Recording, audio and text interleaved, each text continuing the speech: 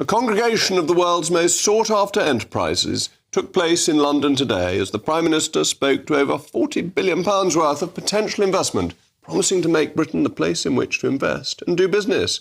Here's what he said. In times like this, economic growth is vital, as it's always been, if we're to steer our way through a great period of insecurity and change and on to calmer waters. Because when working people benefit from that growth, when every community enjoys the fruits of wealth creation, it stops a country turning in on itself and against the world. Remarkably, for a regulatory socialist, the Reverend Starmer sounded almost Farage-like as he talked about the virtues of a bonfire of bureaucracy in the hope of removing obstacles to growth. We will rip up the bureaucracy that blocks investment.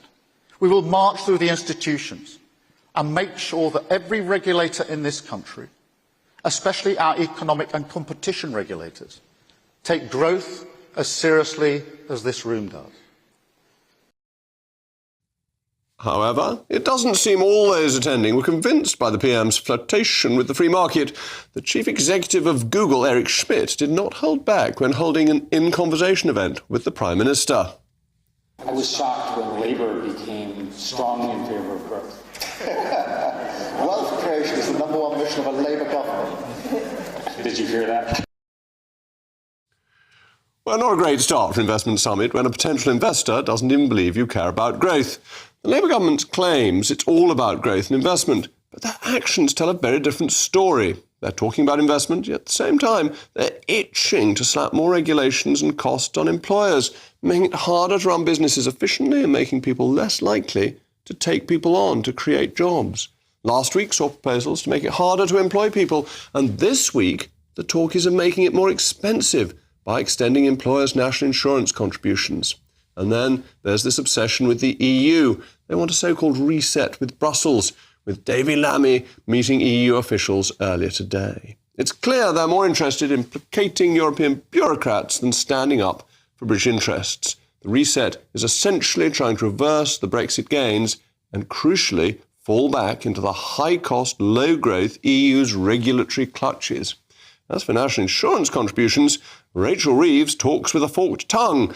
The manifesto clearly said, quote, "We will not raise the rates of national insurance," unquote. Even Paul Johnson, the director of the Institute of Fiscal Studies and by no means a Tory, said to increase them would be a straightforward breach of Labour's promise.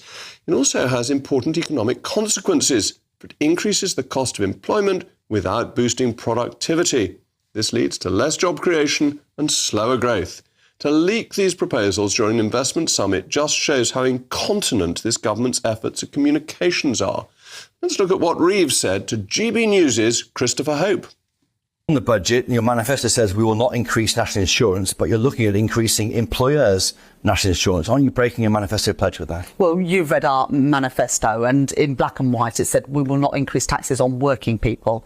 And that was national insurance, income tax and VAT. Not employers? That was not in the manifesto. That's absolutely not true, is it? It said we will not raise the rates of national insurance. So I think Ms Reeves should go back to school and learn to read once again, because Labour isn't interested in real growth or indeed in telling the truth. It's more focused on expanding government controls, re-engaging with the EU and making it harder for businesses to thrive. And it's the rest of us who will suffer.